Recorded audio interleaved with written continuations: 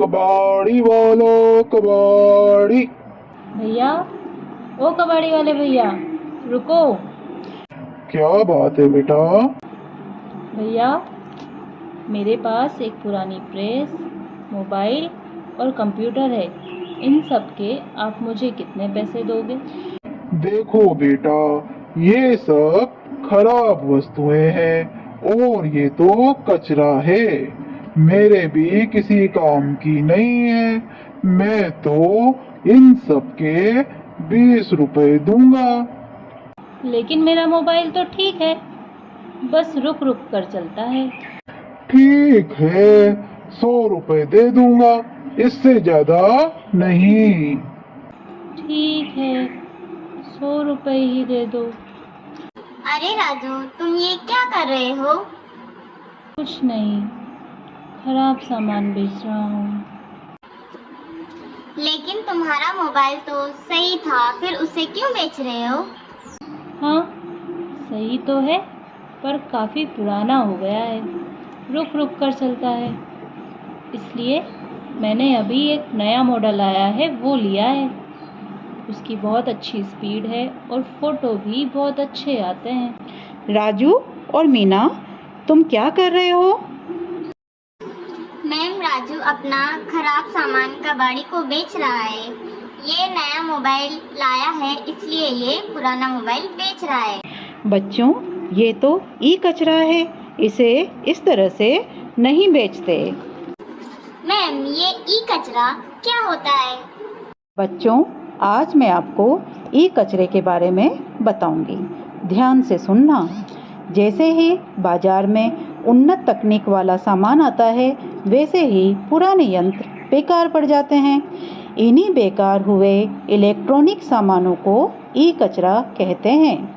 इसी का नतीजा है कि आज computer, laptop, mobile phone, TV, radio, printer आदि के रूप में ई कचरा बढ़ता जा रहा है।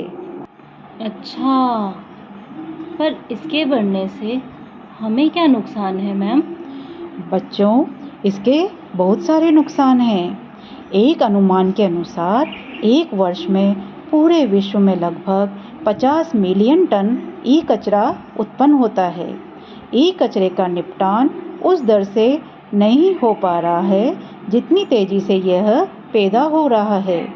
ई कचरे को खुले में डालने और जलाने से पर्यावरण के लिए गंभीर समस्याएं उत्पन्न हो रही है, क्योंकि इलेक्ट्रॉनिक यंत्रों में आर्सेनिक, कोबाल्ट, पारा, सीसा आदि हानिकारक अवयव होते हैं। इनसे कैंसर जैसी गंभीर बीमारियों का खतरा कई गुना बढ़ गया है। यह तो हमें पता ही नहीं था कि ये वस्तुएं खराब होने के बाद इतनी खतरनाक हो जाती हैं। मैम, फिर क्या हमें इन इलेक्ट्रॉनिक उत्पादों का उपयोग नहीं करना चाहिए? नहीं, ऐसा नहीं है। सही उपयोग लाभदायक होता है और गलत उपयोग हानिकारक। जब तक आवश्यकता नहीं हो, हमें इलेक्ट्रॉनिक उत्पाद को बदलना नहीं चाहिए। जब खराब हो जाए तो उसे ठीक कराएं और ठीक नहीं हो सकता तो उसे ऐसी जगह दें जहां पर उस वस्तु का सही तरीके से निष्पादन हो सके। अब समय आ गया है कि ई कचरे का उचित निपटान हो और पुनर्चक्रण पर ध्यान दिया जाए, अन्यथा पूरी दुनिया जल्दी ही ई कचरे का ढेर बन जाएगी। इसके लिए क्या करना होगा मैम? इसके लिए विकसित देशों को आगे आना होगा और विकासशील देशों के साथ अपनी तकनीकों को साझा करना होगा, क्योंकि विकसित देशों में ही ई कचरे का उत्पादन अधिक होता है और वे जब तक चोरी छिपे विकासशील देशों में इसे भेजते रहते हैं। इस समस्या से निपटने के लिए पूरी दुनिया को एक होना होगा। भारत वर्तमान में विश्व स्तर पर ई कचरे के सबसे बड़े उत्पादक के रूप में चीन और अमेरिका के बाद तीसरे स्थान पर है।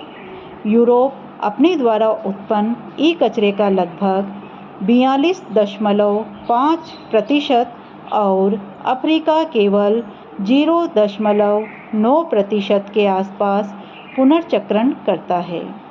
भारत ने वर्ष 2019 में लगभग 3.2 मिलियन टन ई कचरा उत्पन्न किया, जिसमें से लगभग 90% कचरे का विवरण उपलब्ध नहीं है। ऐसा क्यों मैम? 90% कचरे का क्या हुआ?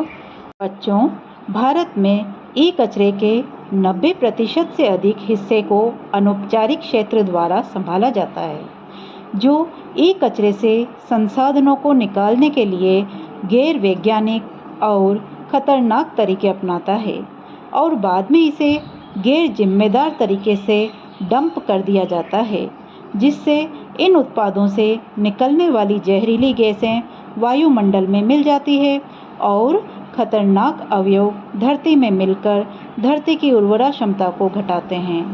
ई कचरे से हमारी जो पारिस्थितिकी तंत्र है उसमें असंतुलन पैदा होता है और इसके साथ साथ ही जल, वायु, भूमि व मृदा और रेडियो सक्रिय प्रदूषण में भी वृद्धि हो रही है। मैम, इसका कुछ तो समाधान होगा। हाँ बच्चों, आप सही कह रहे हो। ई कचरा सभी प्रकार के कचरों में सबसे मूल्यवान साबित हो सकता है। इलेक्ट्रॉनिक उपकरणों में सोना, चांदी सहित कई मूल्यवान धातुएं पाई जाती है। अतः ई कचरे से सोना, चांदी, कोबाल्ट और प्लेटिनम के साथ साथ अन्य दुर्लभ धातुएं भी प्राप्त की जा सकती है। एक अध्ययन के अनुसार समान मात्रा में चांदी अयस्क की अपेक्षा ई कचरे से अधिक मात्रा में चांदी प्राप्त की जा सकती है। इसी प्रकार 1 टन सोने के अयस्क की तुलना में 1 टन स्मार्टफोन में 100 गुना अधिक सोना होता है। मैम, जब ई कचरा इतना मूल्यवान और खतरनाक है तो फिर इस पर पूरी दुनिया ध्यान क्यों नहीं दे रही? राजू, हमारा देश और अन्य देश सभी इसका समाधान ढूंढ रहे हैं। वर्ष 2019 तक की स्थिति के अनुसार ई कचरे के वैज्ञानिक और सुप्रबंधन के लिए लगभग 78 देशों ने कोई न कोई नीति या कानून बनाया था। भारत में भी अक्टूबर 2016 में एक नीति को अधिसूचित किया गया, जिसे ई कचरा प्रबंधन नियम कहा जाता है। हालांकि इसका कार्यान्वयन अभी संतोषजनक स्थिति में नहीं है। मैम, जब सभी देश प्रयास कर रहे हैं, फिर ई कचरा कम क्यों नहीं हो रहा? बच्चों, सरकार अपना कार्य करती है, लेकिन सिर्फ सरकार के चाहने से सफलता नहीं मिलेगी। इसके लिए हम सभी को जागरूक होना होगा। हमें इन उपायों को भी अपनाना होगा, जैसे कि उत्पादों को इस तरह से डिजाइन किए जाने की आवश्यकता है कि उनका पुनः उपयोग किया जा सके और वे टिकाऊ हो तथा पुनर्चक्रण के लिए भी सुरक्षित हो। उत्पादकों को पुराने उपकरणों को एकत्र करने के लिए बाय बैक या रिटर्न ऑफर जैसी योजनाएं लानी चाहिए, जहां और उपभोक्ताओं को वित्तीय रूप से प्रोत्साहित करने की भी आवश्यकता है। किसी भी इलेक्ट्रिक ई कचरा उत्पादक को शहरों में उपयुक्त स्थानों पर संग्रह केंद्र स्थापित करने चाहिए, जहां ग्राहक अपने अनुपयोगी उत्पादों को छोड़ सके और इस प्रकार एकत्र किए गए ई कचरा का पुनर्चक्रण सुनिश्चित किया जाना चाहिए। मैम, क्या अभी तक हमारे देश में इन उपायों पर कार्य नहीं किया गया? नहीं, ऐसा नहीं है। भारत में बेंगलोर के बाहरी इलाके में एक पर्यावरण अनुकूल रिसाइकलिंग इकाई है, जिसे ई परिसारा के नाम से जानते हैं, जो बेंगलोर से लगभग 45 किलोमीटर उत्तर में डोबाइस्पेट औद्योगिक क्षेत्र में स्थित है, जो ई कचरे का पूरा उपयोग करती है। यह प्लांट भारत की पहली वैज्ञानिक सी वेस्ट रिसाइकलिंग इकाई है, जो प्रदूषण, लैंडफिल कचरे को कम करेगी और पर्यावरण के अनुकूल तरीके से कचरे से मूल्यवान धातु, प्लास्टिक और कांच को निकालेगी। ई परिसारा ने ट्यूबलाइट के जीवन को बढ़ाने के लिए एक सर्किट विकसित किया है। ये सर्किट फ्लोरोसेंट ट्यूब के जीवन को 2000 घंटे से अधिक बढ़ाने में मदद करता है। साथ ही ट्यूबलाइट कम वोल्टेज पर काम कर सकती है। इसके अतिरिक्त बच्चों, आज हमारे देश के अधिकांश शहरों में भी ई कचरा संग्रहण केंद्र स्थापित है, जहां पर हम अपने अपने घर का ई कचरा देकर उसका उचित मूल्य प्राप्त कर सकते हैं और दिए गए ई कचरे का वहां पर वैज्ञानिक तरीके से उचित पुनर्चक्रण हो सकता है, जिससे हमारे पर्यावरण को भी कोई नुकसान नहीं पहुंचेगा और ई कचरे से मूल्यवान धातुएं भी प्राप्त हो सकेंगी। और हाँ बच्चों, अब तो काफ़ी शहरों में ई कचरा संग्रहण गाड़ी की सुविधा भी उपलब्ध है, जिसमें आपको दिए गए नंबर पर फ़ोन करना होता है। गाड़ी आपके घर पर आती है, आपसे ई कचरा लेकर आपको उसकी उचित कीमत दे दी जाती है। मैम, क्या हमारे कोटा शहर में भी ई कचरा संग्रहण केंद्र है? हाँ बच्चों, हमारे कोटा शहर में भी ई कचरा संग्रहण केंद्र है, जो दादाबाड़ी छोटे चौराहे पर स्थित है। जानकारी के अभाव में सभी अपने अपने घर का ई कचरा कबाड़ी को दे देते हैं, जो नहीं देना चाहिए। हम सबको हमारे पर्यावरण की सुरक्षा के लिए जागरूक होना होगा। जिन्हें जानकारी नहीं है, उन तक भी हमें ये जानकारी पहुंचानी होगी। मैम, अब हम इलेक्ट्रॉनिक सामानों को उचित तरीके से उपयोग करेंगे और जब ये खराब हो जाएंगे तो उन्हें सही स्थान पर देकर आएंगे। हाँ मैम, हम यह जानकारी और बच्चों को और अपने परिवार के अन्य लोगों को भी बताएंगे।